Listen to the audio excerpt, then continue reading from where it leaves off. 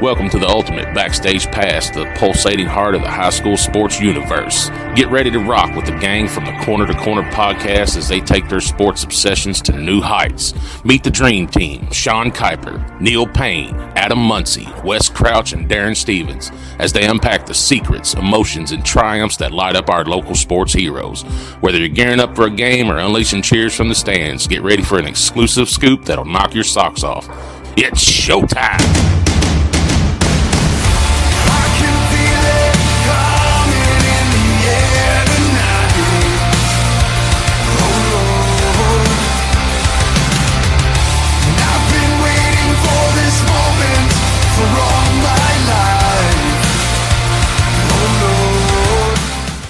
Take a moment and thank our sponsors that we're honored to be working with: Community Trust Bank, Kim Soft, WinCity Sports Cards, Tutu Sweet Treats, CRC Roofing Renovations, Kentucky Realty Group, Jacobs Auto Body, Kelwell Commissary and Simply Secure, the sponsor of our roadshow, and Brent Wehunt, Kentucky Farm Bureau, sponsor of our Athlete of the Month in Menifee County. If you're tuning in, please share this out to all your friends. If you're not already liking our pages, go out and do that. Because we got some cool stuff coming down the pike and you don't want to miss out on it. And because I asked you nicely, so you're going to do it for me. So joining us tonight, we have a double whammy. We have Hayden Barrier with her mother, Beth Barrier. See, that was. See, did you see the pause there? Yeah, for suspense, build anticipation, because they can't see you already. They obviously know who's here. Right. So, well, guys, thank you so much for joining us. Hayden, getting ready to leave town. Mm-hmm. How you feel about that? I'm excited. What are you most excited about? Probably just trying to figure it out on my own, like living by myself and meeting new people, obviously being around my teammates and stuff. So you've, since the last time we talked to you, you've been able to go to Youngstown several more times. Mm-hmm. Do you feel like you're getting settled in? You getting to know your teammates very well? Yeah, I think I know most of them pretty well. Some of the transfers I don't know as well, but they're all really sweet. I'm excited. So you told us once before, and things have changed, and I have a memory that's awful. How many freshmen or new players are on the team this year? Do you know? It was 6, but we've gotten some. It might be like 8 or 9. Yeah. So I mean, like flipping almost the whole roster. Yeah. There's 16 people on the roster. So you've obviously got to play some. Hey, there's your friend David again. David, he didn't see us. We need to be able to open the windows. Sorry, David, if you watch later, we were yelling at you. So now that you've got to play with some of these players, how do you feel about your chances of seeing the court next year? I mean, I have confidence in myself, but I also am aware that there's transfers that have played at least 1 year of basketball, and then obviously upperclassmen that have already been there. So, I mean, I'm not going to be unrealistic, but I'm confident in my ability to work my way on the floor. Yeah. So when will preseason, off-season stuff start? I know it kind of has already started, but like officially. The 25th is when I have my first lift and individual workouts. So, so that's like, it's almost go time. Yeah. So you have everything packed, ready to go. Yep. Wow.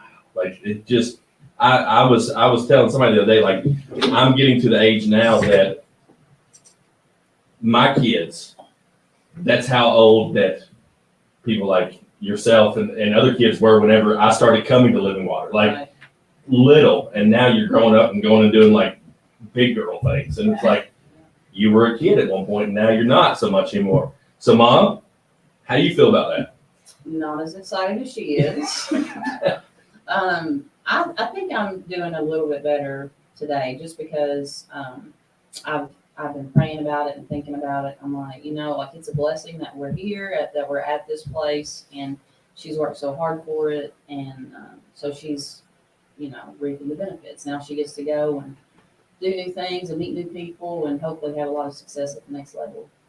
And and that's one of the big things. You've played several years of AAU, so you're used to people from different areas, but from the most part, if you look geographically, it's all from the same area. You know, we're all from Eastern Kentucky, you know, Ohio, West Virginia area, Yeah. right? So not much difference in the areas.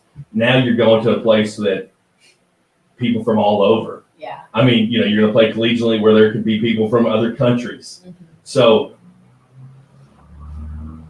how do you feel about interacting with like so many different cultures? I mean, because even at a place like Youngstown, Yeah. you know, people don't. How big a school is Youngstown? Do we know? It's what, like the size of like Eastern? Um, About the same size. Okay, so I mean, how do you feel about interacting with that many? I mean, it's got to be a little bit of a culture shock. Yeah, I think it's a culture shock for them too every time I speak. But I'm excited to interact with new people and new things, I guess. Yeah. So, Beth, having done the whole college thing and playing basketball, how big of a shock was that whenever you started at Alabama? Probably a lot more of a shock for me than it will be for her. Just because she's been able to go and do and like travel and do so much more than I was able to do. Like when I moved to Tuscaloosa, I think it was the third time I had ever been out of state, Kentucky.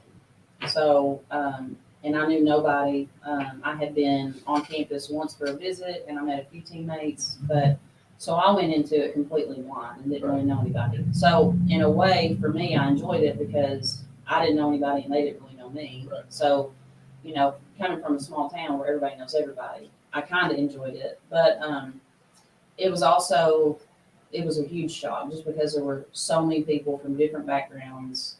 You know, I was having to learn to do things on my own that I'd never done before. Right. I feel like she's probably more ready for it than I was. Right. And you know, I'm sure just hearing you all talk before we went on, she's got to visit Youngstown a lot more than I mean, even if you weren't going to Alabama, if it had been somewhere else, that just wasn't a thing then. Like people didn't go up and hang out and they didn't play. They didn't do all that in college before. So Right. so that has been one of the biggest changes. I would think that like even though you haven't started yet, you kind of got to feel like you've been like I've been there. Like it's not new for me. Yeah. So I mean that's got a little bit of comfort level there, I'm sure. No, yeah, for sure. So have we decided on our major yet? Psychology. Psychology. Yeah. Wow. Okay. Don't. So she's studying you. I was going to say, don't do that. You may decide to change majors if you start studying me. So what do you hope to do with psychology? I want to be a psychiatrist. Hopefully somewhere not in Kentucky. No offense, I kind of want to leave. Go to one of the Carolinas. And work there. I kind of want to work in a hospital. But we'll see. So you like psychiatrist that, you know, lay back on the couch and tell me about your problem with a little notebook and you're actually doodling, you're not really taking notes? Give you some medicine. It's not from Give you that. some medicine. I think she would be great working with kids. Like, you know, I always thought she'd be a teacher. I'm glad she didn't go that route, but I think that she'll be really good in that role with kids. So have you seen Inside Out 2? I haven't. Have you? I have. You good? It's really good. Aw, You need to go see it. I'll watch it. It's really good. First night in the door, maybe. Apartment. Have fun. So you said you saw that on TikTok. Yeah. I don't What know. is it about Diet Coke and This TikTok? was forever ago, but then I saw it in the store. I was like, oh, everyone likes that Coke. So I tried it. It's okay. So is it like the what's the Stanley of soft drinks? Like it's Yeah. trendy now, so everybody drinks Diet Coke. Yeah. You can even put it in your Stanley You could. and have both of those. Look at that. Or in a Walla or whatever those things are called. Yeah. You know, those aren't cool anymore. A what? And a Walla? A walla? Isn't that what it's called? They probably all. Did you say koala? Koala. No, that climbs a tree. A Walla you drink out of. That climbs a tree, you drink out of. Yeah, no, but it's supposed to. They say you look like a koala when you drink it. That's What? Yeah, that's why you. Oh, I thought you were talking about me specifically. no, I was like, well, that's like pretty hateful. everybody. That's why. I think I'm going to have to be put on medicine. Thank you, Ted. I'm glad you're going to be a psychiatrist. So, Beth, a question for you, then it'll lead to a question for Hayden. You know, you played with some really good players, but most of the time you were probably the best player on the floor. You go to college, and everybody was the best player on the floor. Yeah. How big of an adjustment was that whenever you went? It was a pretty big adjustment, but it was a lot of fun too. Because I mean, obviously, I played on a really good high school team, and I had really good teammates. But going and playing in the SEC, like everybody on your team was probably the best or one of the second or third best players, not on their team, but in the state where they were. So it was really cool because you knew that they were going to be able to catch the passes that you made. I mean, if I passed, I usually just shut up. But like if I was going to throw a pass, they would catch it. Like they knew the game and they loved the game just as much as I did. So, but it was tough too because you knew that you were going to have to. I didn't have to compete a whole lot to get to play in high school. Right. But at the college level, there was competition every single day in the weight room, on the track, on the court, in every way. And so I always tell this story, but so I think it was like the second week of practice. We were in the gym and doing some drills early on in practice, and I did not understand the drill we were doing. It was a new drill. I had never done it. Clearly, some other older players had done it before, and I was just in the way, basically. And so I got yelled at a little bit, and I just kind of walked off to the side of the court to get back in line. And one of the assistant coaches comes over, and he's like, "Don't you ever walk off my court again." And starts yelling. He's like, "I don't care if you were Miss Kentucky basketball." And he started pointing at players. He's like, "Meet Miss Alabama, Miss Georgia, Miss Florida." And I was like, "Okay, I get it. Yeah, I got it. I'll learn to do it." Right. So yeah, it was a new world for sure. I mean, because at the collegiate level, you just touched on you didn't really have to work all that hard at the high school level. Right. And you were also blessed to play on some really good teams and have some really good teammates. But you're literally fighting to keep your spot at the collegiate level because I mean, you talk about Hayden. You talk about 8 or 9 new players coming in this year. Yeah. I mean, and you got to look at like there could be 8 or 9 more coming next year. Like that could be my spot. Yeah. So, kind of a similar question that I asked your mom. Here 2,000 plus point scorer. Really good player for varsity for 6 years. Since you were a 7th grader, you had the opportunity to, like I said, play a lot of basketball here, oftentimes be the best or one of the best players on the floor. You're going to college with all the best players that were on the floor. Yeah. How do you have the benefit of playing AAU where you played with that before, Yeah. right? So that has to help a little bit.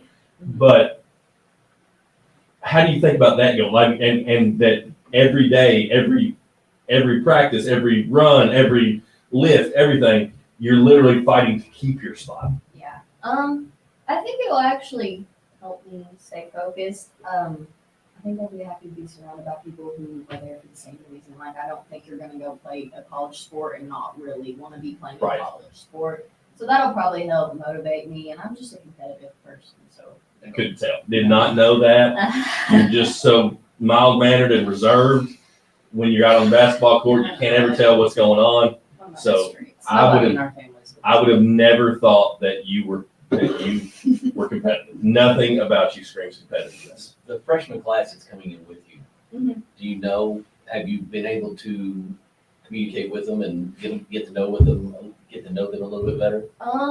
I know a couple of them from AAU, and then there's another girl who I'm rooming with who I've gotten to talk to some more, but I noticed there was a new, just a couple of weeks ago, there was a new signee from, I guess, Wayne, West Virginia. Yeah, she plays for Thunder too. She's 25, so she'll be there next year. Okay. Probably talk to her, but she. Gotcha. Yeah. Somebody close anyway. So the class of Somebody 25. close. Mhm. Okay, when you said she's 25, I was like, dang, that's old. I mean, Like, my goodness. I mean, this is the year of the transfer portal and all this stuff. So was it Youngstown hired a new coach this year? yeah. Okay, so obviously not the coach that originally recruited you. Mhm. You've obviously got to talk to this coach. Thoughts on the coach?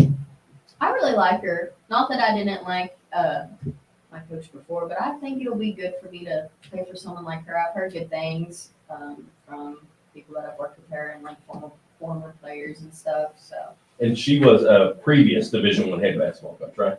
Yes, I forgot the school. She was at Akron, Okay. and Cleveland. Was it Cleveland? yeah. Cleveland State is Yeah. an assistant. Okay. I mean, so that'll be beneficial knowing the area. Yeah. So what's there to do in Youngstown, Ohio? I mean, we've already talked about the mafia. The Italian The Italian mafia. That's So right. eat Italian food. Uh-huh. That's an option. Yeah. Shop. You don't like doing that. Love it. I can't imagine. Can't imagine. There's lots of bookstores and cute little coffee shops. See? Yeah, it's cute. Some places. Yeah. Those are the things you do when mom comes up and visits. Let's go check out the little cute shops, Yeah, I was drink gonna- coffee. We're Like gonna my keep, son we're there, gonna keep it appropriate. There you go. Right. And she's gonna find a good church. I bet I know a pastor or two that can help you find a Yeah. good church up there. He probably already has a list of churches. Probably for every state. He'll go up and find you. Like he'll probably go and tour the churches with you. I'm sure he would. He'd be up for that. So if you had to say there was one thing that maybe wasn't a fear, but caused you a little anxiety, maybe a little fear, what would it be? I was stressed out the other day because I didn't know what my room looked like the layout of it. Okay. So then, out of all the things that can stress you out, Yeah. She was saying, I need somebody to just send me a picture of the bedroom. I need somebody to send me a picture. I mean, how are you going to know how to decorate it if you don't know what it looks like? And we're like, can we do that when we get there? Like, How much she has to plan? Yeah. How much wall space do I have? Right? I mean, you got lots of stuff you probably want to put on the wall. Yep. So Classes maybe. classes, yeah. I mean, that's kind of an important part Yeah. of college. So, well, we'll come back from a quick commercial break and talk more about Youngstown and what's in the future for Hayden. Let's hope this works. Oh, probably. You won't hear the sound. Jittery about diving into the world of property? Fret not. Let Kentucky Realty Group help. Whether you're gearing up to buy, sell, or just need some guidance, let their expert team help sprinkle in some magic on your experience. From cozy condos to grand mansions, they've got your back. Seeking a fixer-upper, a slice of luxury, maybe a peaceful rural retreat? They've got the keys to all those kingdoms. Dive into their treasure trove of listings and let the property adventure begin.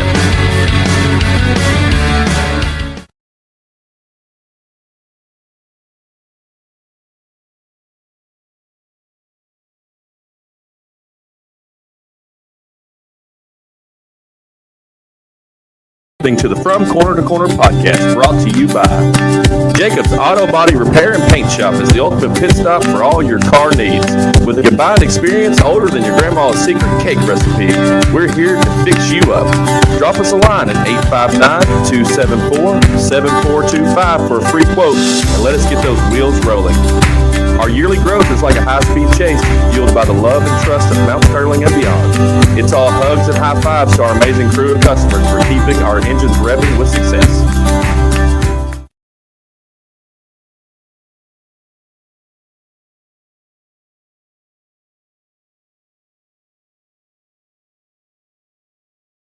Leave that room. All right. You didn't change the light color, Wes. You threw me off. I mean, I pointed. Well, you're a rookie. Here we go.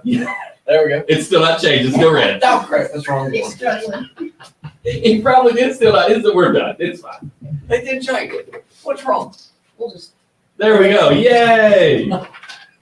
So, your dad was telling me while we were during commercial break that you're used to playing with some quality talent, Yes. some Olympians, some Power 5 players. So, you had to every school or every team you played on, you've had to define your role. Mhm. Maybe it was the leading scorer, maybe it was the energy player, maybe it was, in my case, last man on the bench, but that was my role. So how quickly do you hope moving to Youngstown State that you can develop your role? Hopefully within the first month, maybe two, when we finally get together as a team, not just individual workouts, I could probably gauge how I fit into that group better. So when will the first official practice be? I know you talked about your first lift is a week from today. My first, like, I guess it's a practice for myself and people in my group. There's like 4 of us.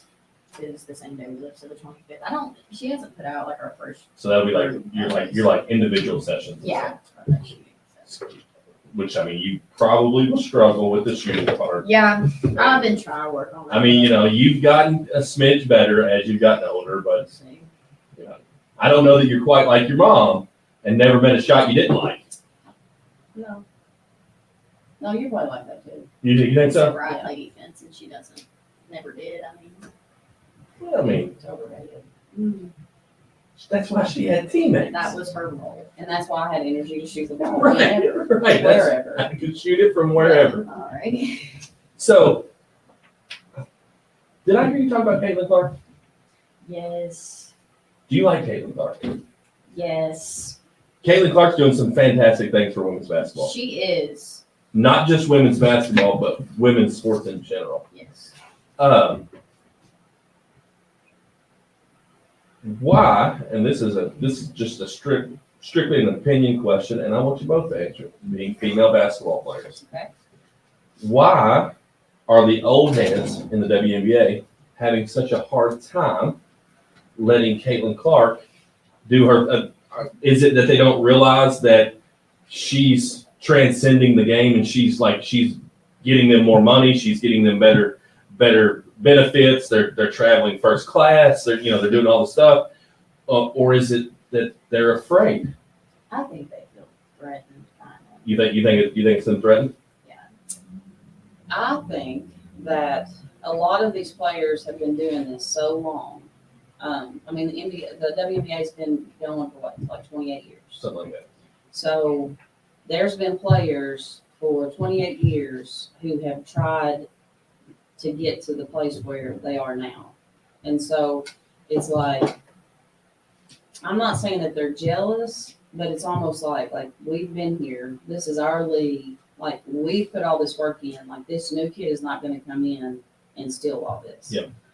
But, I think another way for them to look at it rather than feel that way is that, they've all been doing that for years. And now it's almost like, it's not like it's just about Caitlin, but people notice Caitlin. So there's men watching women's basketball now that didn't watch before because they're like, oh, Caitlin Clark's pretty good.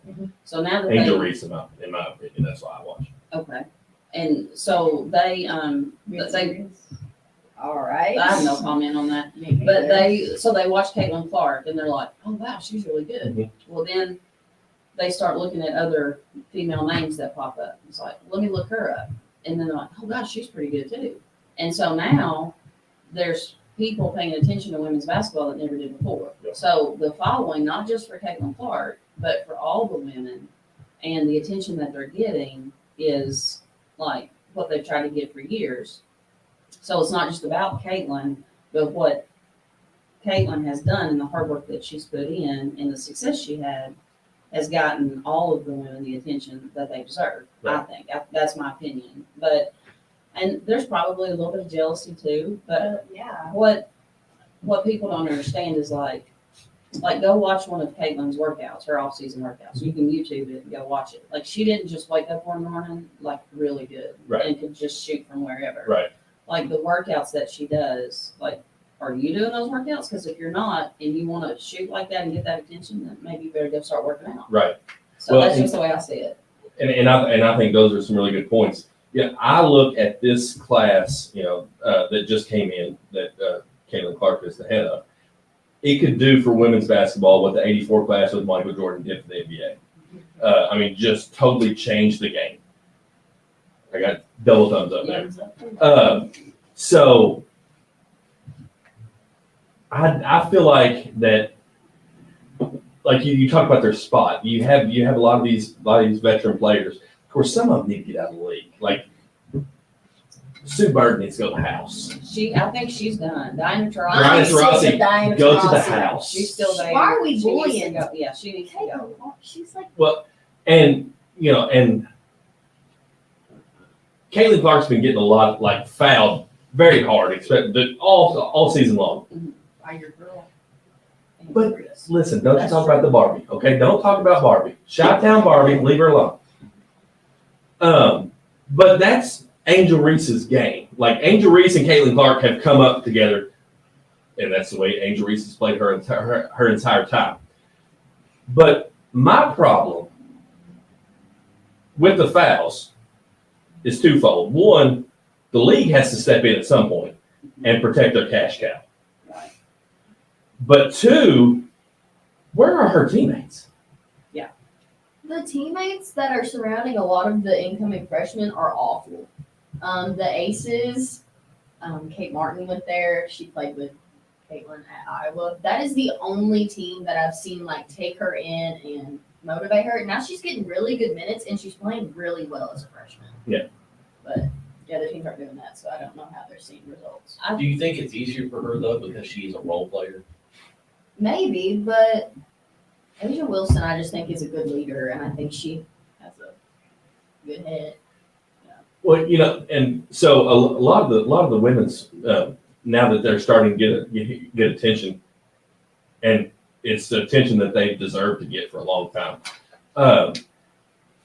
You see one of the things we hear is like, Angel Reese, running her mouth, and she smack talks, and and she gets this negative press when the men's game's been doing it for years, and it's kind of celebrated.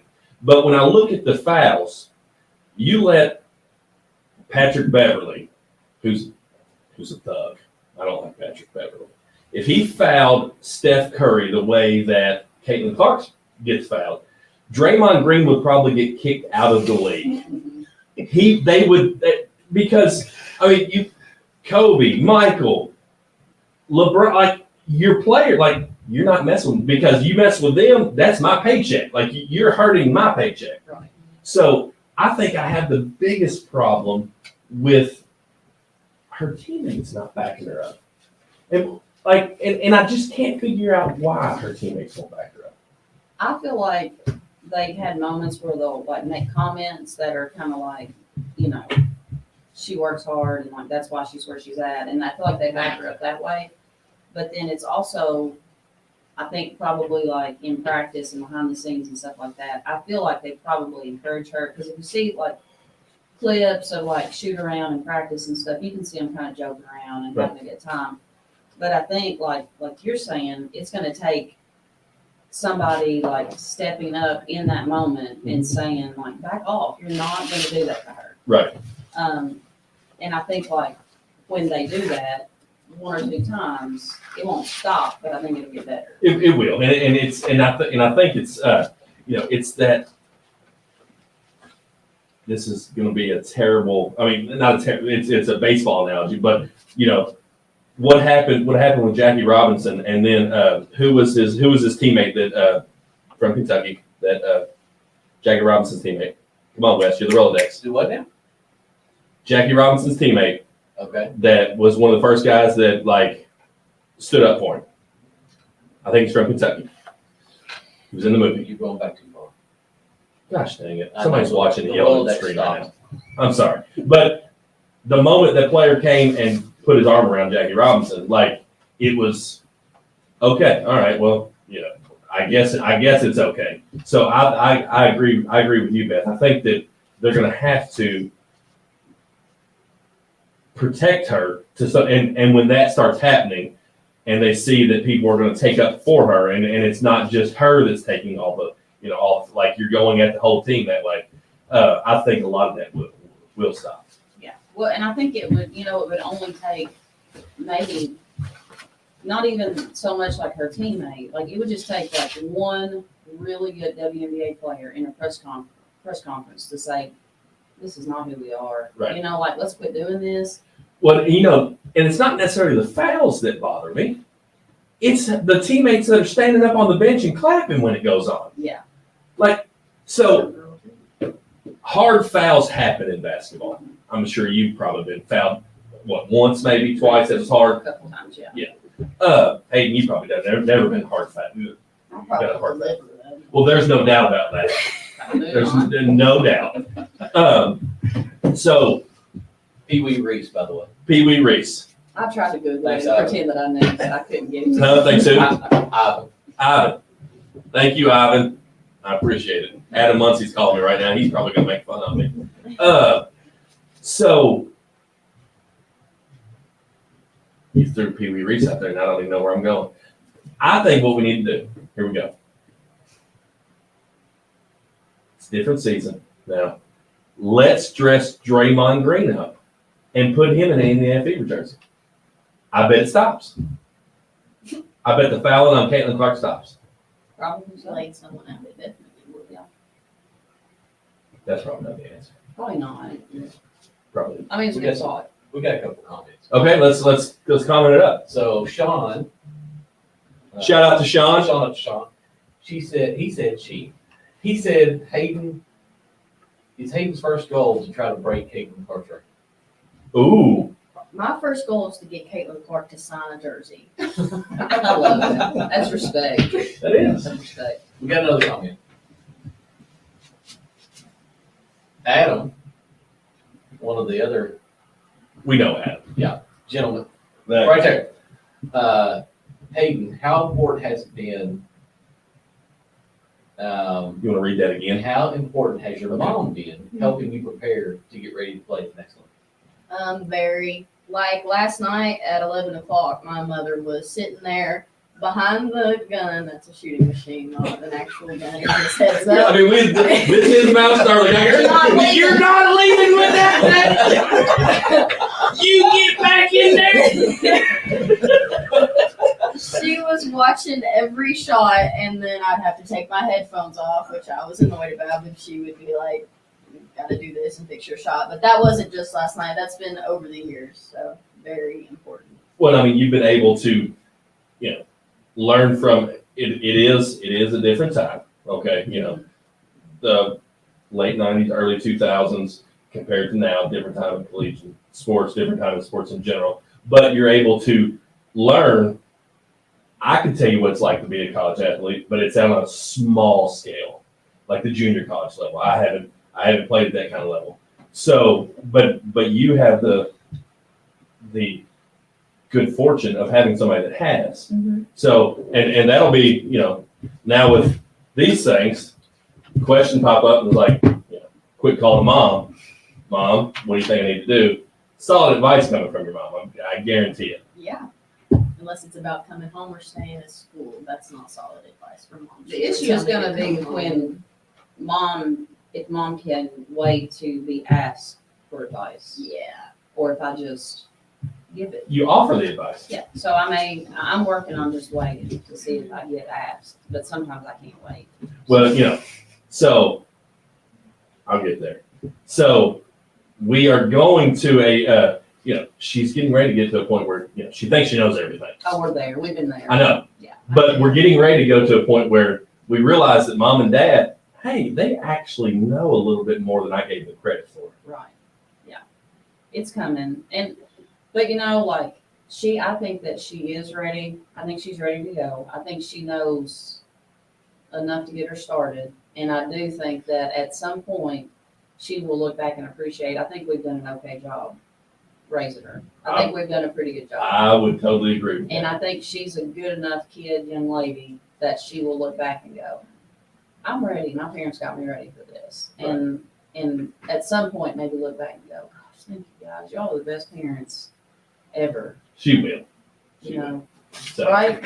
Best parents ever. Yeah. No, they're all right. All right, guys. So with that, we are going to take a quick commercial break and come back and finish up with Hayden and Beth.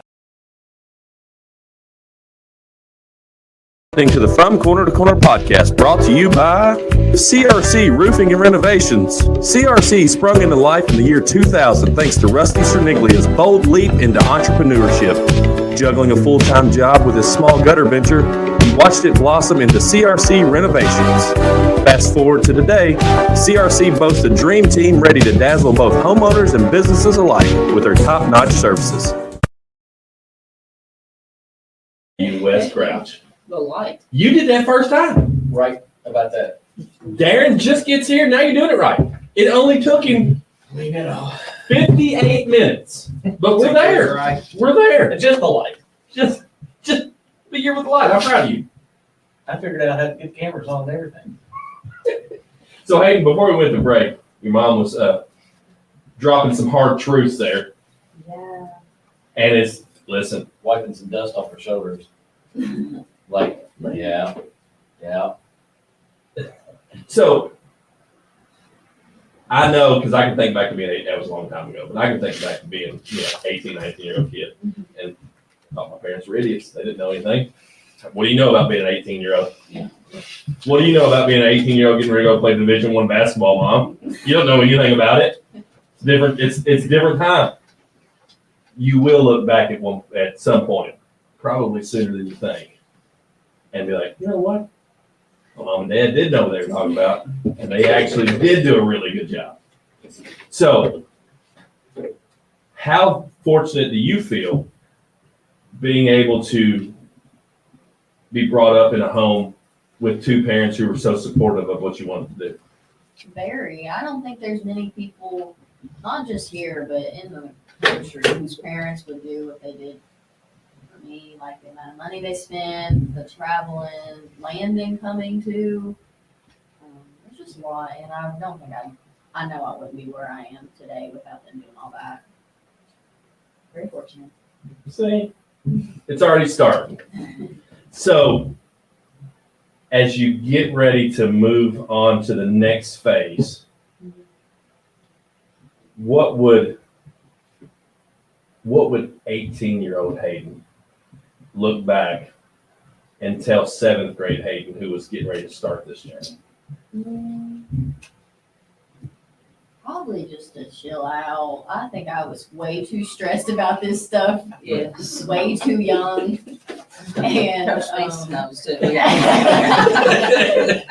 the whole ride too long. I think I was surprised at how far I went from home. So I was always like, I'm gonna stay close to home. Well, I know I've had conversations with your dad, and when we talk about you, and he was like, I can see her going to Moorhead. I can see her going, like, it was always close. Yeah. We're talking 6 hours, which isn't far. I mean, in the grand scheme of things. Yeah, no. I mean, it could pick up and you could be playing, at Southern Cal or Washington State, or, you could be all over the place. 6 hours is it's, if you had to jump in the car and come home, or if you needed mom and dad, they could be there in half a day. Yeah. So, Unless they want to take the scenic route. listen, Or unless Christian's driving up over there. through Maysville, and then just keep on trucking until it attaches to 75. And you're like, what are we doing? We've gone that way. No. it said it was the fastest way. All right, that's all I can tell you. That's exactly what. It said it was the fastest way, and we got to see God's country. Okay, windmills and everything. So what do you? And just as we start wrapping it up, I ask you what you would tell 7th grade Hayden. What do you hope 22, 23-year-old Hayden looks back and can tell yourself? Kind of future casting here. I hope it'll be like a pat on the back and be like, I'm glad you handled this whole college thing the way you did. And especially like the basketball part, I'm hoping that I can keep my head about it all, not be too stressed out about playing time or where I am. I mean, it'll all come. I mean, of course, everybody wants to be. You would love nothing better because you're not really competitive, but you would love nothing better than day one. Coach look at you and tell you that you're the starting point guard or you're the starting 2 guard or whatever you need to be. Maybe you're the starting 5. I don't know. But ultimately, you have an opportunity that not many people do by allowing a sport to pay for college for you. Yeah. Which is a huge opportunity. You could be like me and start your adult life, tens of thousands of dollars in debt, and that's not fun. So I'm going to say this, and I have no doubt that you will. Make sure you take the most of every opportunity. I look forward to hearing as you continue to grow as a penguin. Are you a lady penguin? No, it's Just penguin. So no matter male or female sport, just penguin. which I like that. Sometimes I get mad. Ashland, the kittens. That's bad. Yeah, it is. It makes me mad. You were a Lady Indian. That's different. Actually, if you ask Wes Crouch, Yeah. you're a block M. No, yes, we're the Fighting M's, 100%. The fighting block Right. M's. Sorry. Kitten is just derogatory, like you're a kitten and a Tom. That's not scary. No. It could at least be a Tom Kitten. I mean, I was an elephant. No, I mean. No, you were a whole tide. You were the red tide. Yeah. Had elephants on everything. Nobody really paid attention to the elephant. They just saw him at the game, was like, whatever. Right. Roll Tide. There's Big Al. Big Al. I like it. Does your mascot have that? Pete? Yeah, Pete and, There's a girl one. yeah, there is a girl. I don't pay attention. Patricia. Mm-mm. Penelope. Gosh, I don't know. Something like that. It's a Pete. It's like just Pat. Pete and Pat. Patricia. Can't read that. I would go into the whole skit, but I'm not going to. Please don't. Okay. Please don't. Well, Hayden, thank you so much for coming on. Thank you for allowing us to be a small part of your high school career. And we look forward to seeing what you do at the next level. Okay. My request is, one, don't forget the jersey before you leave.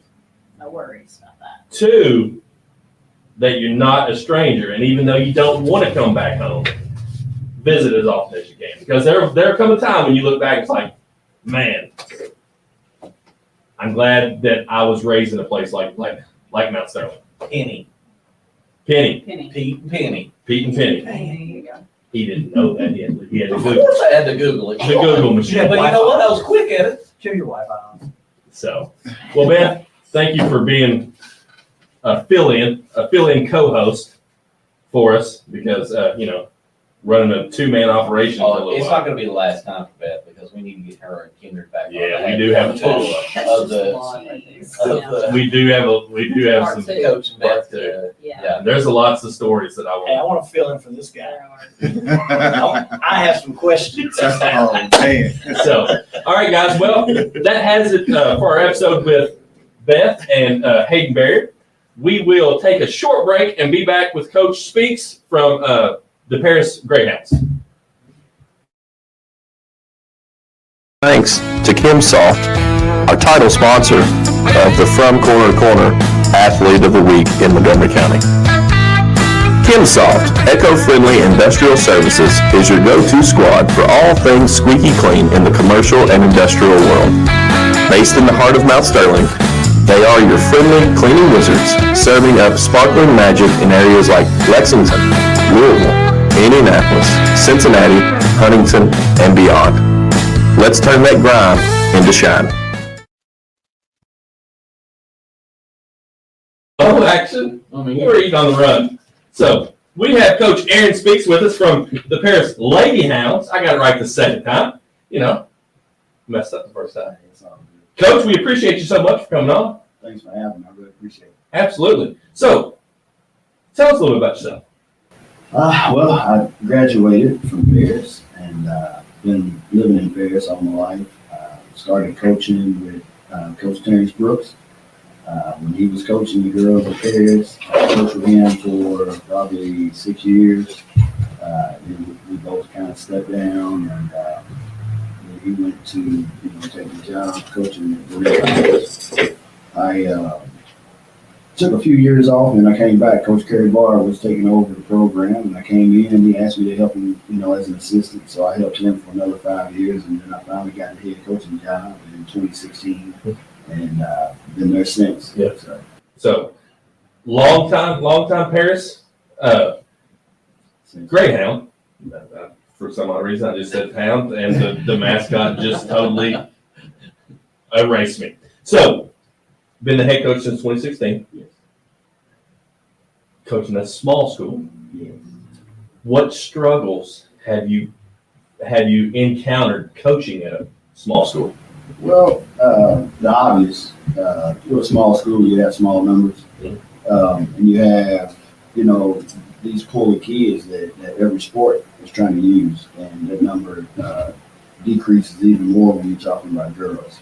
So getting kids out and keeping kids involved in the sport is sometimes a struggle, but you learn to adapt and you learn to deal with it because those other sports need those same kids to play. Yeah.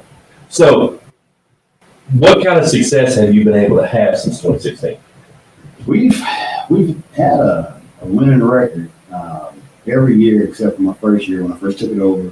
I think we went 12 and 18, and then this last season we had some last minute kids transfer out on us right before school started. So you're dealing with a small school. That's a blow. You have 3 kids, and those are 3 kids that are going to be significant help for us. Right. So trying to pick up pieces that forced us to play a lot of kids that were in middle school as well to try to help with the high schoolers. So we struggled there, but it's a blessing because going into this upcoming season, we'll have all those kids back. Right. So although we struggled some last year, those kids got a lot of experience and got a lot of varsity time. So it's only going to help us going forward. So, well, let's talk about last season. You said you had players that transferred out.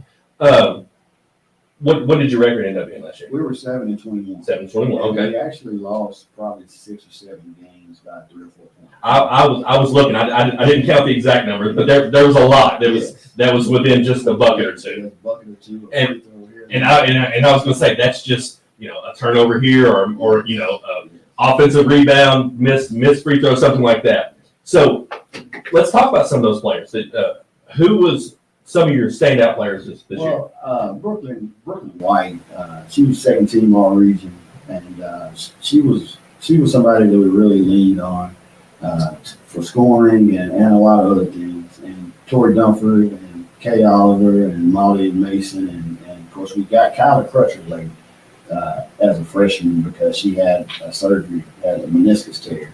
So she had that surgery first part of December, and she was able to make it back, in the middle of January, but she never really was up to 100%. Right. But at that point, the way we would take her, at whatever percentage that she was, right. Because she's a great basketball player. But yeah, Brooklyn White, I wrote down some of her accomplishments. Okay. She were Coaches Association, all 10th region team, Coaches Association, all 40th district team, 40th district all tournament team, 10th region all A classic tournament team. She was ranked 18th in the state in rebounding, ranked number 1 in the region in rebounding, and she set a school record for double for the season with a total of 19. Wow. And I mean, and you're talking about, in terms of wins, losses, it wasn't necessarily a great season, but she had a really good season. Exactly. And those were against some good competition. Well, I mean, anytime you're playing 10th region schools, Right. I mean, not only are you playing Bourbon, Clark, and Montgomery Yes. Twice each, Yes. I mean, you're also, you're playing your Masons, you're playing all. So I mean, 10th region, arguably one of the toughest regions in the state of Kentucky. So Wes would disagree. He would say it is the toughest region in the state of Kentucky. I mean, I don't see where there's any more rivalry within a region than the 10th region. I really do. All within each district, there's some serious rivalry. And it doesn't matter if you're a 5A school like here in Montgomery County, or if you're a single A school as Ferris is. It doesn't matter. Yeah, it's. I love this region. I wouldn't want to coach in any other region. District stuff. I don't care for the district. You can get out of the district, but the region. I love this region. So you just mentioned district is tough. I mean, it between Clark and Montgomery County, and then both you and Bourbon, which has been perennial. All 4 of them have actually been pretty darn good for years. But being a single A school and knowing that you all do get to compete in the all A, going through that, is that something that adds a little extra? I mean, we obviously talk to Menifee County a lot. That's something they look forward to quite a bit. Is it the same for Paris? Definitely. We actually we look forward to the Class A. We actually break our seasons into 3 separate seasons. You get the month of December and you're playing at Christmas tournament, so you want to do well. That month of January is strictly about the Class A. Yeah. And, it's an opportunity for small schools to get an opportunity to play in the state tournament. And we've been fortunate enough to make it a couple of years ago. They'll play down in Eastern Kentucky. So it's just brings a lot of excitement when it comes to that time. So, we're right in the middle of summer basketball. Have you all got to do anything in the summer? We did. We've been playing since the first week of June. We played Pendleton County and Bath County at home last week, and then this past week, last week we played 6 games in like 4 days. Yeah. So, well, actually I take it back, 8 games in like 4 days. Wow. So, we played in the GRC event that Okay. we had last weekend, and we were able to go 2-2 with some, Nice. some tough competition. Yeah. But we had wanted to give Brooklyn a chance to be seen by, Brooklyn and some other kids on the team to have an opportunity to be seen by some college coaches who were there. So we didn't want to pass up on that opportunity to be there, although we knew the competition was going to be tough. Right. So were you able to, I mean, I know I've watched the left summer league this year, especially to, it's kind of hit or miss with players. They got family vacations, they got this, they got that. So have you been able to have a mostly full roster? We have. We've really only missed one kid who's a starter for us. She's been in and out, and she's been in and out for a good reason. She's actually taking a nursing class during the summer, a dual credit class, and she had a choice to take it this summer and miss summer games, or take it in the fall and winter and miss legit high school games. So I would prefer her to miss these games. Absolutely. These games are really just practice. Right. I was getting out of it. So. But again, when we don't have her, there's an 8th grader or 2 that has the opportunity to gain more experience. So it all kind of works out. I know that there's a lot of kids that play a lot of AAU ball at a lot of different levels. And I don't know how long the summer league has been going on. I know here it's only been a couple of years that's been big time summer league.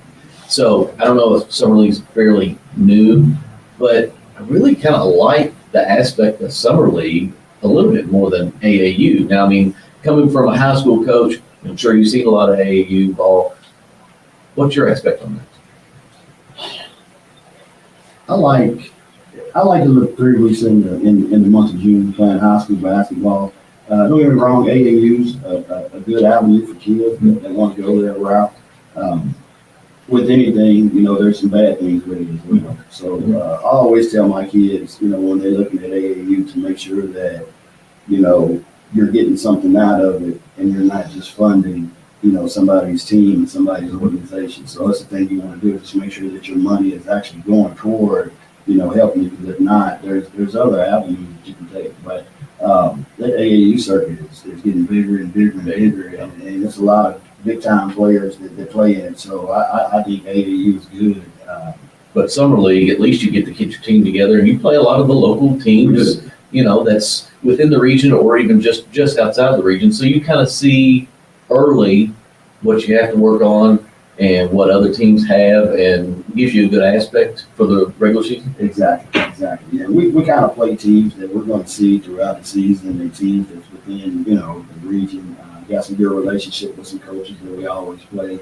We went to Lexington and played at Chase Creek, and I'm real good friends with Coach Costner at Chase Creek, and we see good competition there as well. So, yeah, I love it. We play right up until the dead period. Yeah, and I guess dead period starts next week? Next week. Yeah. Next week. So, and then you kick off October 15th? October 15th, first official day of practice. So, I mean, you're already geared up for that. I'm actually geared up for our middle school program that's going to take place. Okay.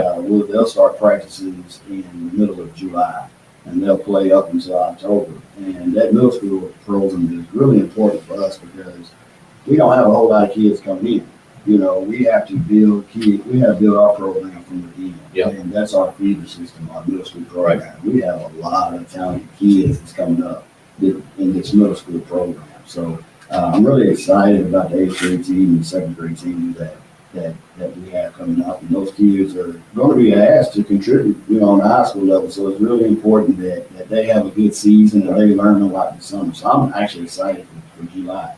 So how hands-on are you with the middle school program? Oh, I'm coaching. Okay, so you're the coach. Okay. Yeah.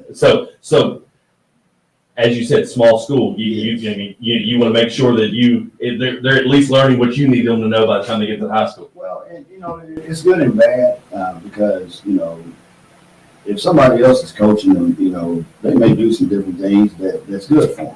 I don't know everything. Right. We learn every day as coaches. Right. Each day you learn something new. But with me coaching them, they're familiar with our system. Right. They're familiar with our terminology. They're familiar with me. So the learning curve is much easier coming from middle school to high school because they already know everything that's going on versus if you had somebody else coaching and they were doing something completely different, then that would make the learning curve a little bit tougher. So we'll go right at it, and there'll be high school practices that we'll be having. Right. Yeah. So have you always coached middle school? I started when I first started when I was coaching with Coach Paul. I started out being the head coach of the middle school program, and after I took the head coaching job, I kind of turned it over to someone else, and that someone else was blessed to get another head coaching job somewhere else, which is how it's supposed to work. Right. And I dropped back down, because I wanted to make sure that the kids were getting what they wanted to get, and I figured, if I'm still coaching high school, these kids are eventually going to be mine. So I need to make sure I got to be the one to make sure that they're getting what they need. So it makes for a long year. I bet. It makes for a long year because we pretty much, I go from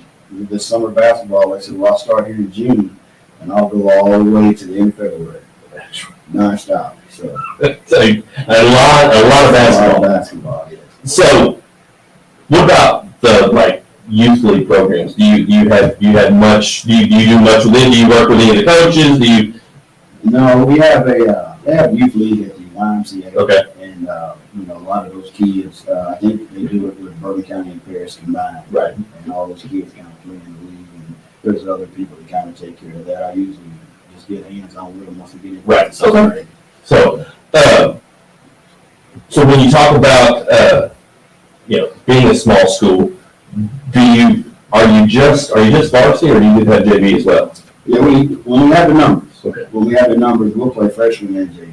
Okay. So, we'll have the numbers going into next season to play freshman and JV. That's So all right. we'll probably have 18. We'll probably have 20 plus kids. Nice. So I actually took 17 kids to the summer game the other day. Okay. And that's kind of crazy to take 17 kids to Yeah. the summer game. So everything's looking up for us. The middle school, like I said, a bunch of middle schoolers. I only have, as of right now, that I know of, I'll probably only have 7 or 8 kids on the high school team that are actually in high school.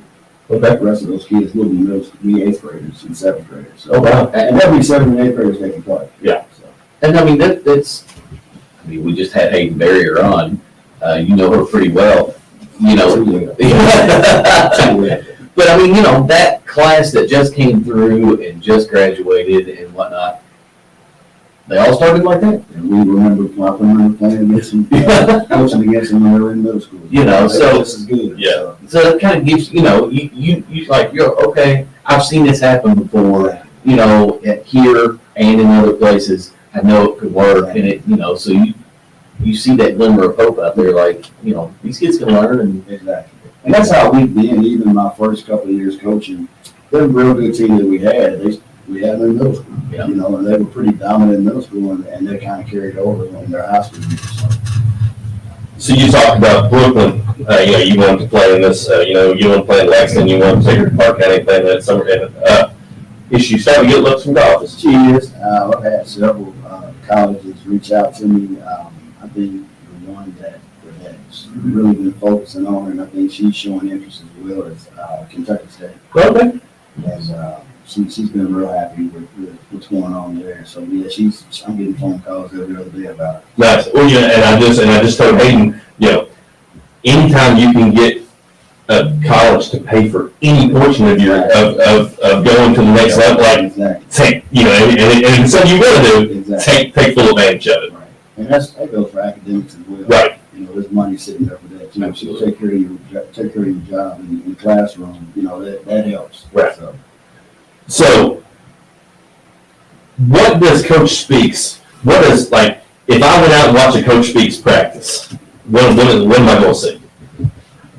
We try to do a bunch of everything. We try to do. We usually what works out best for us is when we'll have stations. Yeah. In practice at the beginning of practice, that way you can break kids up and you can be more hands-on and you can get more things done versus trying to do it as a group. Because when you try to do it as a group, you have a whole lot of kids standing. Yeah. Because you can only have 5 out at a time. So we'll do stations. We'll have defensive drills in the station. We'll have ball handling drills in the station. We'll have shooting drills in the station. We'll have exercises in the station. We'll just kind of figure out what it is we want to try to work on so we can incorporate that all in like a 30-minute window. Right. You know, and you get a lot of stuff done that way. So we usually go into stations and then we bring the team together and we'll talk about certain concepts and ideas that we want to try to input and kind of go from there and see how practice goes. So, who have been some of your biggest mentors and influences in your coaching journey? And the biggest has been Terrence Brooks, by far. He reached out to me. I wasn't even interested in coaching. And he was coaching, he was helping Coach Cox. And he also had an AAU team on the side. And I started helping with his AAU team. And we started being successful and started traveling and winning AAU state championships and traveled to the national tournaments in Minnesota and Virginia Beach. And then he got the head coaching job at Paris, coaching the girls. So, man, I tell you what, that guy, you talking about learning some things. Every day in practice, it was just, I was in awe about his knowledge about the game of basketball. So, when he was coaching, I was flirting with coaching JV, but then I didn't really want to coach JV because I thought that the JV coach would be somebody that would be groomed to be the head coach. And I never was interested about being the head coach. And I told Terrence that. I said, man, I'm just going to help you. And whatever you need, that's what I want to do. And I did it, volunteered. I volunteered to help him. I wasn't worried about getting paid. I just wanted to be there and help him for those 5 or 6 years that we were there. And then when I stepped away from it, and then I came back and I was helping Coach Barr. And I saw a lot of things that the kids were going through that I could help them with from what I learned from Terrence. Yeah. And then that's what made me realize you do want to be a head coach. Right. So I never really knew it until I stepped away from the game for 3 or 4 years, and then when I came back, so Coach Barr was talking to me about it because he said that he wasn't going to, continue to coach it forever. And each day he just let me have more and let me have more and let me have more as he was, as I was his assistant coach, and it just took off from there. So, but yeah, when I was coaching with Terrence, I had no desire to be a head coach. Right? So, Terrence is, obviously that's somebody you're still in constant communication with. So it's, it's one of those guys that I'm sure that if you have a problem or a question, pick up the phone, send a text, call, whatever, and he gets you an answer. He give me an answer. And the crazy thing about it, he started calling me, asking me questions. And I kind of felt like, okay, but and that's with him coaching at Harrison County. We would be on the phone after his game, we would be on the phone after my game, and we would just be bouncing ideas off each other. And it was tough love. Sometimes he would tell me something that I may not want to hear, and but he was always encouraging. And sometimes I told him something that he didn't want to hear. So we've just been best friends, and I think the world of him, and I think he's one of the best coaches that stepped on the sidelines. So. Nice. So, what was your background? Did you have a background in basketball? No. I just was helping Terrence. So like not even high school level or anything? Yeah, just helping Terrence as he was coaching and just gaining knowledge from him and just, kept learning from him. Yeah. So, as we look forward to the upcoming season, what are you hoping to see from your team this upcoming season? You talked about you should have lots of experience coming back. Yeah. We just improvements, a better understanding of the game. Yeah. A higher basketball IQ, just understanding what we want to get out of whatever play we run. What are we running this defense for? What are we trying to accomplish? Just an understanding of it. And I've seen that, especially out of Torrey Dunford. Torrey Dunford has been real vocal this summer, on the basketball court, plays like point guard. And, last year, she was still kind of learning, but I can see her really growing into that role. And she's doing a lot of communicating out on the court. So it's like having a coach out on the court. So it's been great. So, I just want us to improve and build on what we've been working on. Well, you talked about you were 7-21, but we talked just 6-7 games that were 2 buckets. So you knocking on the door of a 500 season, exactly. and that was after several transfers. Yeah. So the transfer thing, no secret. Paris has been hit hard by the transfer bug since you've been the head coach there. Yes. and I mean, previously, too, I'm sure. Is that, I mean, is that a small school? I mean, like, do you think that's what it is? I mean, they think they're getting more opportunities? I mean, is there a reason? Yeah, I think there is. I don't think it's necessarily just parents, because I see. Well, yeah, and I think it's just small schools. Just small schools, yeah, and not only that, here's the thing that I see out of it.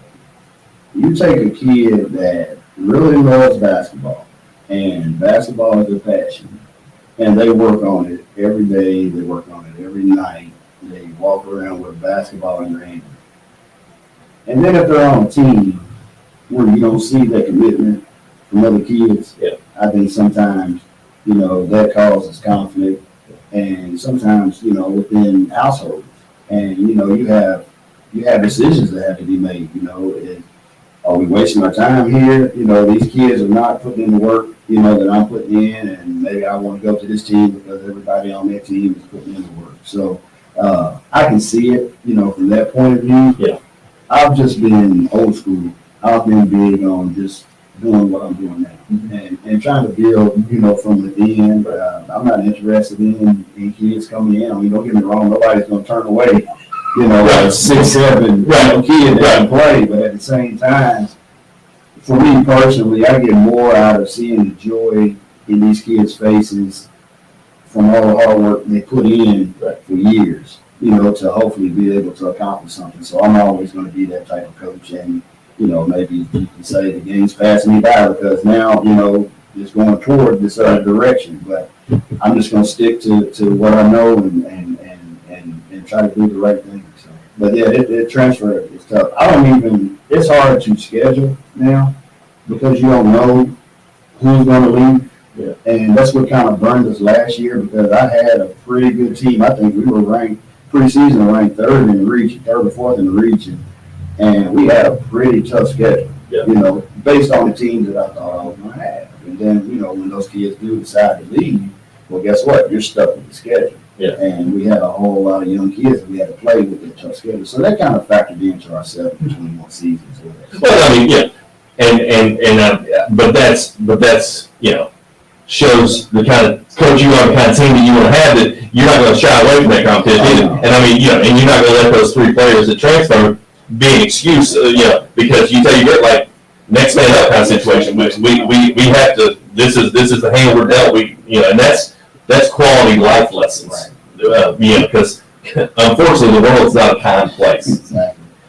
So we talk about that all the time. I tell them, and even through the struggles, that we had this past season, I was like, okay, but we can't put our heads down because once you guys get out of this building, once you get out of the school, you're gonna have days where you're gonna have all kinds of problems. Yeah. Things are not gonna go your way, and you can't put your head down. You just got to keep on scrapping, clawing, and trying to make the best out of it. So what kind of schedule do you have this year? Tell us. I mean, obviously we know about Clark, we know about Montgomery, we know about Bourbon. That's enough. That's 6 games. Well, we kind of play some of the same teams that we have played. Bishop Rossi was a strong Class A, so we'll play. We played Taste Creek. We'll play Bryan Station, who's going to be pretty good next year. Who else do we have? Kind of drawing a blank. We'll probably play some of those Penalty County. We'll play some of those same type teams that we've played and been playing. I think you guys know Alvin Rice. We know, yeah. He told me the other day, he said, we played in my career, in my coaching career, we played quite a bit of 6A, 5A schools. So we always try to get those schools, to schedule those schools, and just see what we can do with it. Well, we talked about this on the show multiple times. Yeah. In Kentucky, we don't have a class system for basketball. Right. So if you make it to the state tournament, you're going to run into, your 5 and your 6A schools. So you got to play them all. Got to play them. Well, and like I said, we have to play GRC, and they're one of the favorites, to win the whole thing. So having to play them twice, sometimes 3 times, in Montgomery County, and even Campbell County and Scott High, and there's all kinds of strong teams in this region. So you just play region teams. Your schedule's pretty tough. Yeah, so that's what we try to do. We try to make sure we play a good number of region teams and you see what we can do. Right. So when you think about the upcoming season, you talk about, the players. How much improvement do you that you've been able to tell just in summer league from the young kids, especially coming in last year being green as all get out, I'm sure, and it looked like the eyes just bug-eyed, just thrown to the wolves essentially. How much improvement have you been able to see? I've seen a lot. Like I said, the only thing that they struggle with is the middle school kids, so they look. Yeah. And you're playing against stronger individuals when you're playing varsity. But you take away that, there's no fear. The understanding of what it is we want to try to do. You can see that more. They still make the mistakes that they're going to make, but I've seen a lot of growth out of all of them. And one in particular is Gia Griffin. Gia Griffin is going to be an 8th grader. And last year, she started a few games for me and filled in a lot. And she is a different animal this summer. I'm not taking her out of the game. She's playing extended minutes, and she's going to have a phenomenal career. She just sticks with it. So, yeah, I'm expecting a lot from her this upcoming season. So, what are you expecting that? With all that experience, it's only going to help you at the middle school level. Oh, So, what kind of middle school team do you think you're going to have? we're going to be quick. Last season, we didn't have an 8th grade team. We just had a 6th grade team and a 7th grade team, and we had a winning record, playing against 8th grade team. They're quick, and they're deep, and I had to platoon just to get them all playing. So every probably 4 minutes, I had to sub out 5. Yeah. Just because they were all worthy, to be in the game. So depth is going to be huge for the team, and it's size. There's 4 kids on the team that's taller than me. Oh, wow. As going into the 8th grade. Yeah. So we're finally going to have size. We're going to have speed. It's just going to be fun. Yeah. And I can't wait to get that started. Well, size is one of those things that you can't teach. Size is one of those things we haven't had. We've always seemed to have been, small in size playing against teams, and we've always been kind of guard oriented. So yeah, we'll have size that's coming. I'm excited. So. Nice. All right, guys, we'll take a quick commercial break and come back and talk more Paris basketball. Coach speaks. Special thanks to KimSoft, our title sponsor of the From Corner to Corner Athlete of the Week in Montgomery County. KimSoft, eco-friendly industrial services, is your go-to squad for all things squeaky clean in the commercial and industrial world. Based in the heart of Mount Sterling, they are your friendly cleaning wizards, serving up sparkling magic in areas like Lexington, Louisville, Indianapolis, Cincinnati, Huntington, and beyond. Let's turn that grind into shine. On this one, because I didn't touch any connections or anything like that. I was like, no. He was frazzled. You're listening to the From Corner to Corner podcast, brought to you by Tutu Sweet Treats, where you can treat yourself to our divine lineup of desserts that will dance on your taste buds. Whether you fancy gooey chocolate brownies or our deliciously moist cakes, we've got a treat for every sweet tooth out there. Give yourself a sweet escape and take a bite of pure bliss. It's time to surrender to your cravings, grab a fork, and dig into our homemade goodies for a dose of sugary happiness. My goal is to make it. Laney, what are you listening to? Listening to Mount Sterling's #1 podcast that drops on Saturdays at 7 a.m. The From Corner to Corner podcast is recorded right here in the Community Trust Bank Studios. This is where we bring you Kim Sauce, Athlete of the Week, Tutu Switchers, Dog of the Week, and Brett Wilhut's Kentucky Farm Bureau, Manatee County's Athlete of the Month. The From Corner to Corner podcast is brought to you by CRC Roofing and Renovations, Jacob's Auto Body, and Kentucky Realty Group. Make sure to like, share, and subscribe on Facebook, YouTube, and any of your favorite podcast platforms. And always remember, stay safe, ladies. And we're back, guys, with Coach Speaks. Coach, during this commercial break, you told us now, and I'm going to have to start questioning your judgment. You talk about Ivan Ross being one of your buddies. So, Coach, I'm wondering if you have good judge character or not. I've been wondering the same thing. I blame Alvin Rice. Yeah. Because that's how we met. I met him through Alvin Rice. Well, now I'm really going to question your judgment of character. I'm a real good friend. The only thing I hold against him is Miami Dolphins fan. Yeah. And And who really is the Miami Dolphins? He's the only one I know. He's the only one I know. So, but yeah, we get together often throughout in the off season, mainly Kingland. Yeah. You know, opening day. We always together opening day, and we have a good time. And we'll meet up every now and then, you know, a little bar and grill and hang out. So yeah, I was a real good guy. He's the Ivan Rice of Montgomery County. Yeah. And a lot of knowledge about Montgomery County's history, and just a good friend.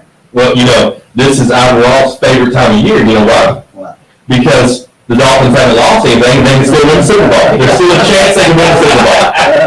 So, that'll be done about week 10. So, Coach, you know, you talked about Montgomery County a few times. They got a new head coach. Jordan Berry. Good friend of mine. So, what do you think about that hire? It's great hire. It's a great hire. It was home run. Yeah. And he's great. He's a good guy. I know he's going to be great with the kids. I think he's already been coaching the middle school kids.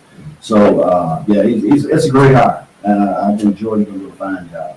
So, you know, we just you know, Dustin High transitioned out. Another good guy. I was going to say you all had some battles. We did. So, you know, what kind of coach was Coach High? Oh, he's a great coach.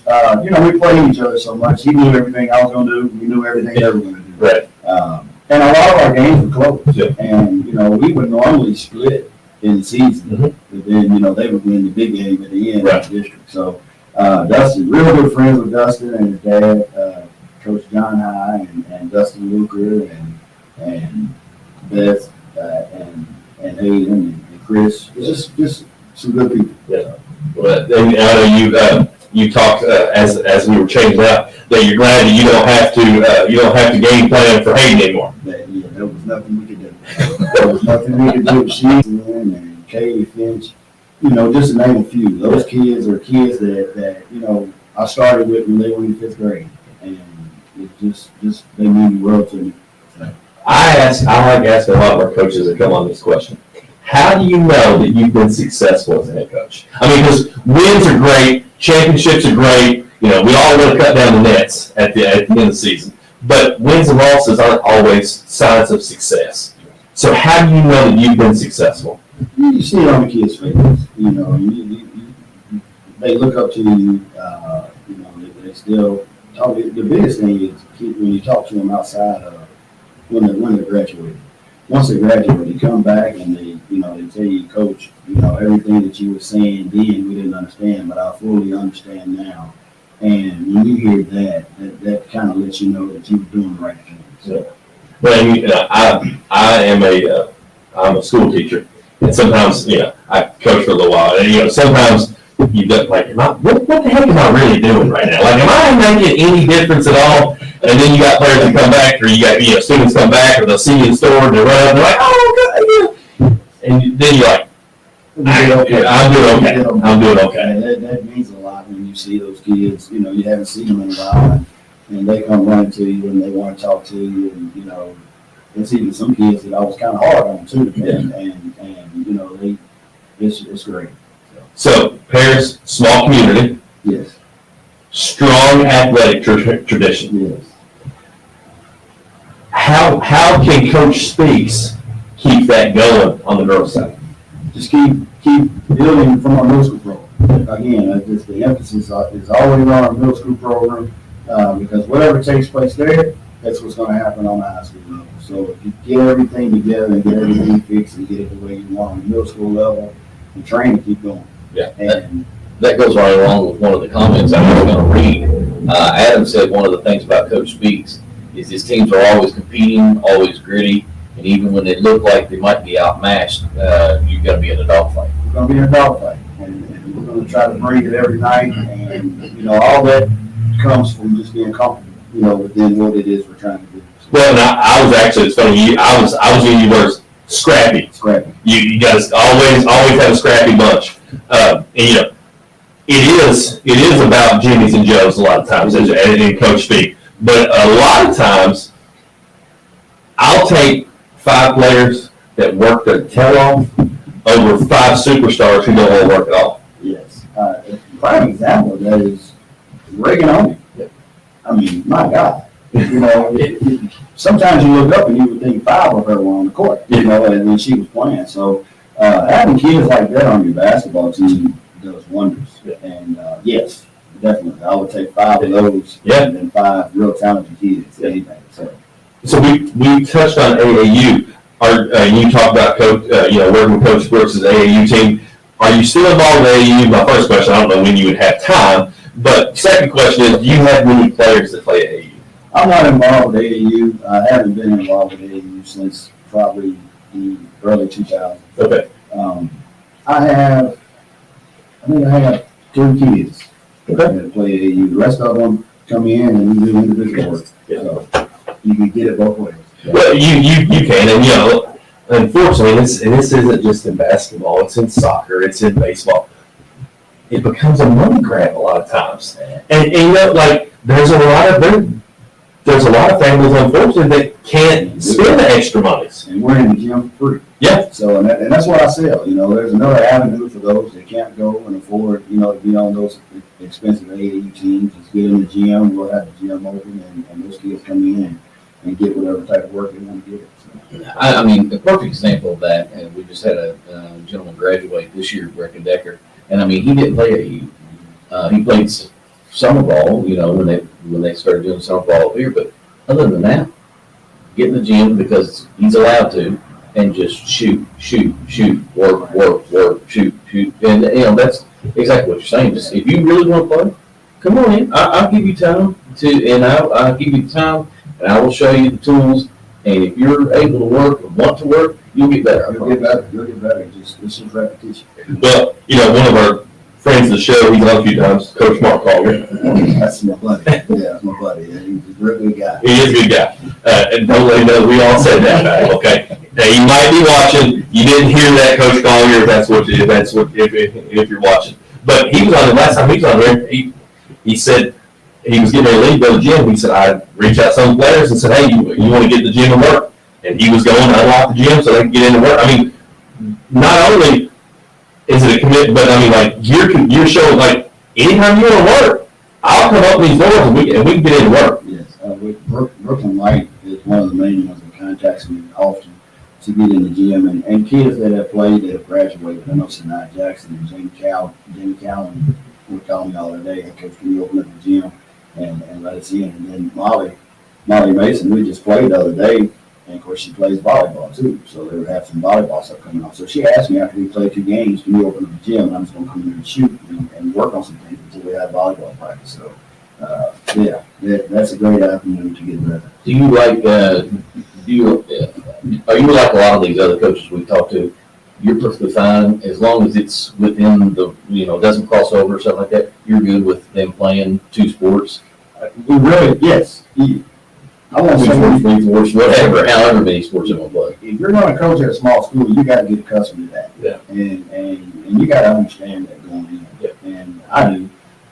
One of the biggest things that we have going on now is we've started a volleyball program. Yep. And we talk about the tall kids that we have in middle school. Well, guess what? The tall kids are going to play volleyball. Yep.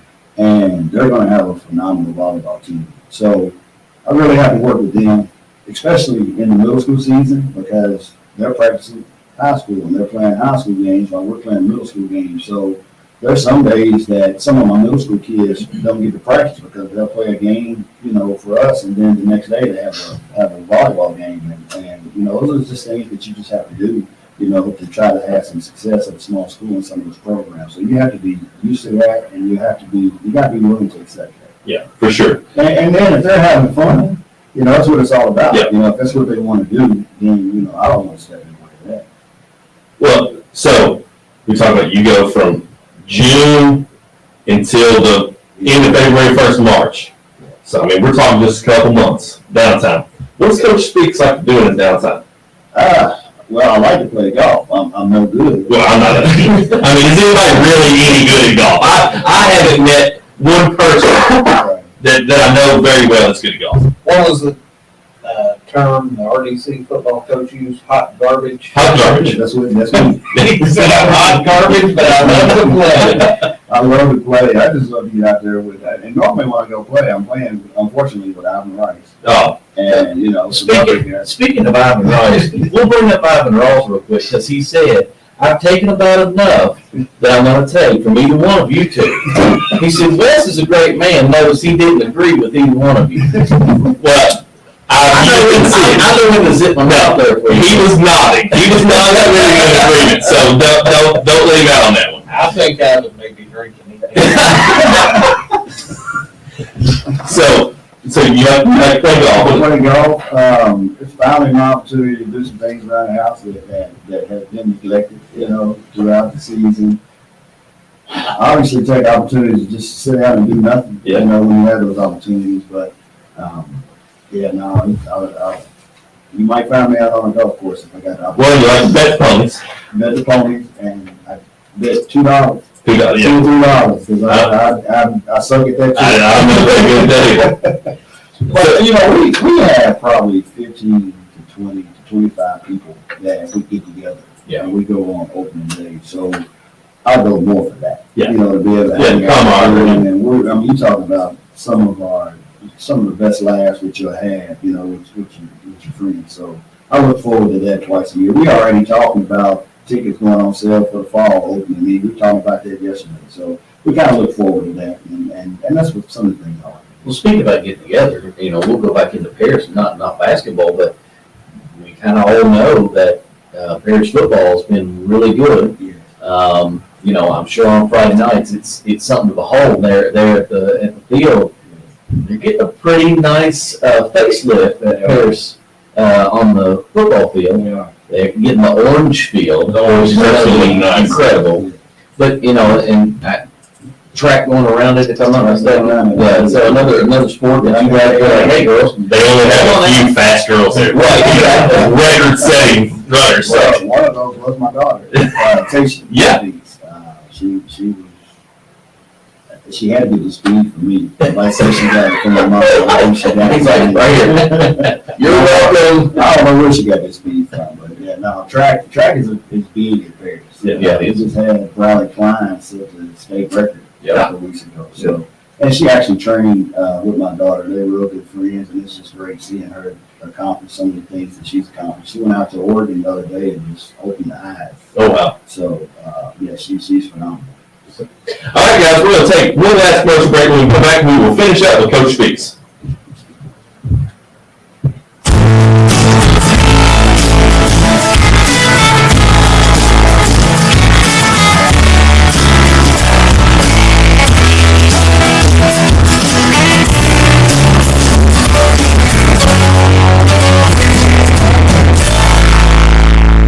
Special thanks to Brent Wehunt, Kentucky Farm Bureau in Frenchburg, the sponsor of our Athlete of the Month program in Menifee County. You're listening to the From Corner to Corner podcast, brought to you by Jacob's Auto Body Repair and Paint Shop is the ultimate pit stop for all your car needs. With a combined experience older than your grandma's secret cake recipe, we're here to fix you up. Drop us a line at 859-274-7425 for a free quote, and let us get those wheels rolling. Our yearly growth is like a high-speed chase, fueled by the love and trust of Mount Sterling and beyond. It's all hugs and high fives to our amazing tour customers for keeping our engines revving. Feeling jittery about diving into the world of property? Fret not. Let Kentucky Realty Group help. Whether you're gearing up to buy, sell, or just need some guidance, let their expert team help sprinkle in some magic on your experience. From cozy condos to grand mansions, they've got your back. Seeking a fixer-upper, a slice of luxury, maybe a peaceful rural retreat, they've got the keys to all those kingdoms. Dive into their treasure trove of listings and let the property adventure begin. That's right.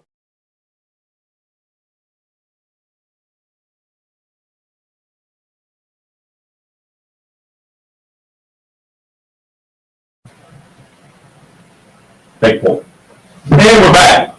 So we're wrapping up here with Coach Speaks. Coach, we've been talking about high school sports and high school girls basketball. I talked about this with Hayden Barrier. What has Caitlin Clark done for the game of women's basketball? You got a lot of people watching the WNBA. Yeah. You got a lot of people that watched this last two NCAA women's basketball tournaments. And, you know, not only there, there's a lot of phenomenal, you know, athletes. Right. You know, she's the one that's selling out arenas, and you know, she's resembles Steph Curry. You know, the Steph Curry effect that he had when he was at Davidson, and she's fun to watch. She's fun to watch, and you know, the good thing about it, you look at her and you see some of these other, you know, basketball talents out there too. So she's been great for the game of basketball for women, and sky's the limit for it. Well, I've told people that I think this class in the WNBA could do for the WNBA what the '84 class with Jordan did for the NBA. Yes. But what I like most about it is that now there's finally eyes that are going to be on women's sports. Yes. And, you know, for a long time, they kind of got, you know, pushed to the back, and it was just an afterthought, and, you know, they were getting basically treated like second-rate athletes. Right. And all that's starting to change, which I've coached males and I've coached females.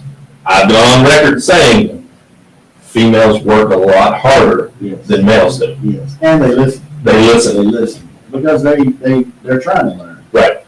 Guys know everything. Right. So you can't tell them anything. So that's why I've always coached girls. I just, you know, that suits me. Yeah. Well, and I like when you said they listen.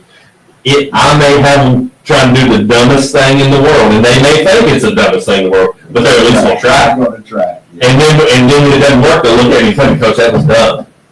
But at least they'll try. They at least try. The guys will already tell you, you know, no, you need to do it this way, you need to do it that way. You know, But it is good that now the females are getting the recognition that they deserve because they're working just as hard as their male counterparts. Working just as hard and just as talented. You know, just as talented. I love seeing arenas, you know, for women's basketball games getting sold. They're sold out now, so I think it's just good for everybody. Yeah. You gotta hope that trickles down all the way down into the high school level. Exactly. Because, you know, you gotta go, oh, I really liked watching the NCAA women's tournament this year. Why don't we go to a local, you know, high school girls game? Because I've been around it for 4 years with my daughter being a cheerleader for the last 4 years. And I can tell you, and my daughter will tell you, we'd rather cheer the girls games because they're a lot more exciting. Yes. And so, because there's just, and me being there, I has told numerous people, I like watching the technicality, how precise girls are when they play the game. Yes. You know, you see offense ran. Exactly. Yeah, and that's the thing. But, you know, and sometimes you get jealous when you do coach girls, and I see some of the boys' basketball games because, you know, with girls' basketball games, sometimes you really got to execute unless you just have, a star out there that can take over a game. You got to execute. And you watch a boys' game, and, you know, they're subject to go one-on-one just about every possession. Yeah. So you're right. It is a lot more fundamental, you know, as far as running the offenses and things like that, you know. Yeah, sometimes you get jealous watching the boys' game. I know when Terrence was coaching the boys and I was coaching the girls, and, you know, certain things that we may have had struggles with, you know, trying to score, you know, he would have guys that if the play broke down, he's got guys that's going to go to the basket. They're going to be able to get a bucket. So kind of buckets are easier to come from, you know, from the boys' side. But, no, coaching girls is for me. Yeah. So with all that said, have you seen an uptick in participation from girls, you know, all the way down to the middle school level because they're watching Caitlin Park and Angel Reese and so on? I have with our middle school program. Our numbers, like I said, our numbers are we'll have 20-plus kids from middle school. So I don't know if that's what it is. I hope that's what it is, and I hope it keeps continuing because this bodes well for the future of our basketball program. So, and the reason I ask that is because my daughter, she played 6th grade basketball. Is the first time that they had to cut Wow. 6th graders. Yes. Yeah. Now, granted, our counterpart's not here, was the one that cut my kid. Oh, no.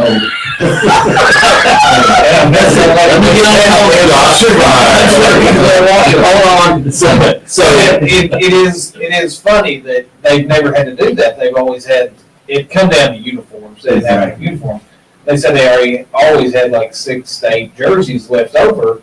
Right. And this year they had so many come out that they couldn't use any 5th graders. They didn't have enough uniforms for what they had in middle school. So. You know, in my whole coaching career, I've never had cuts. I've never had cuts. You know, I always think if a kid wants to come out and they want to try to play the sport, then, you know, it's my job to try to get them, you know, as good as I can get them. Right. You know, and that's where our coaching staff with it. Now, if we start having 20, 30. Now, I was gonna say, you're by no means celebrating not going out. You buy all that, you go out. Yeah, because, you know, you do have to get more uniforms and they can become expensive. But, you know, I always want to give every kid an opportunity to be a part of something good. And, you know, I don't want to cut anybody short if I don't have to. That's when you go to the principal, go, I'm gonna need some help. Listen, Gary. Be checked. I'm going to need some help. So, what about, you know, we love on this show, we're huge fans of small schools. And because we feel like at small schools, it matters. Like, you know, because you are so small, it's basically you against the world. Because, so, what is your student support? What is your fan support like at Paris? Oh, it's great. It's great. We always have pretty decent attendance for girls' games, volleyball games. The attendance is a small community, you know, and everybody's almost related to somebody. Well, and it's a proud community. It's a proud community, and a lot of pride, a lot of Paris pride in that area. So, yeah, that fans always come out and support. There's not a problem there. Well, yeah, and that's one of the more underrated parts, and it's kind of drifted away. I think it's going to turn out to start coming back. Is the student sections at high school basketball games. I know this will surprise everybody here, but I used to lead our student section in high school basketball games, and I've been chased out of more gymnasiums by angry mamas than I care to mention.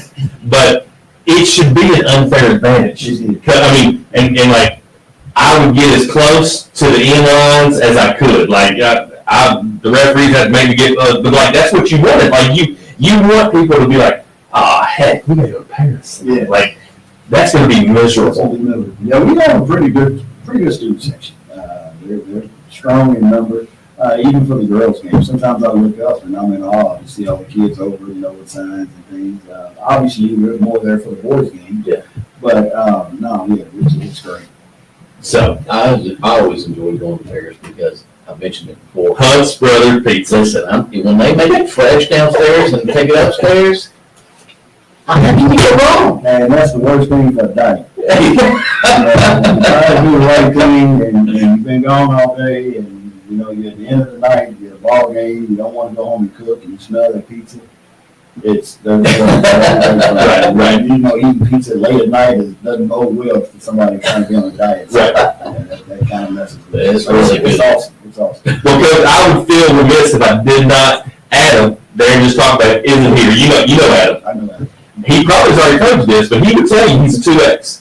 And he will not turn down merch. So if you want to give him some Paris swag, We got it. so, and also I was looking at the walls, I don't see any orange over here on the walls. It'll be here. Okay. Don't worry about it. All right. So I was looking at that too. We got the wrong one. We got Madison Southern orange down Let there. me point that Madison, that's different orange. That's not Paris orange. So, well, Coach, thank you so much for coming Thank on. you for having me. I What- appreciate it. And we hope this isn't the last time you come on. No, not at all. We're hoping, I mean, heck, maybe we can even take the road show over to Paris. And Like you'll be able to hear it because, you know, we'll be eating. But yeah, so I mean, we got a sponsor, Kelwell Commissary, it's Simply Secure, sponsor of our road show. Yep. So we take it on the road sometimes. So maybe we can work out some game. We can come over and stream the game because we're all about getting athletes more recognition and seeing more. And just because we're working so dang hard. Right.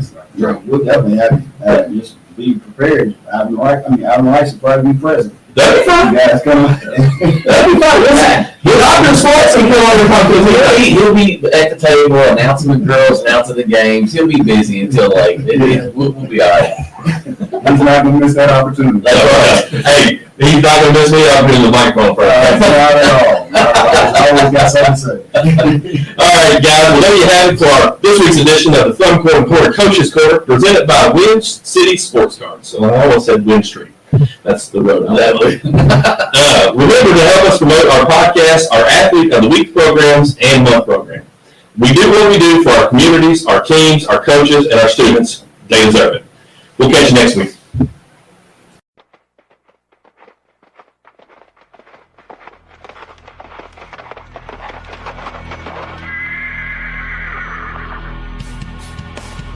The MoCo Four Horsemen would like to thank you for listening to From Corner to Corner. Be sure to go out and follow us on Twitter, on TikTok, on Facebook, Instagram, and even YouTube. Whatever podcast platform that you listen to us on, be sure to go out and give us a 5-star review. Thanks as always, and we look forward to seeing you next week.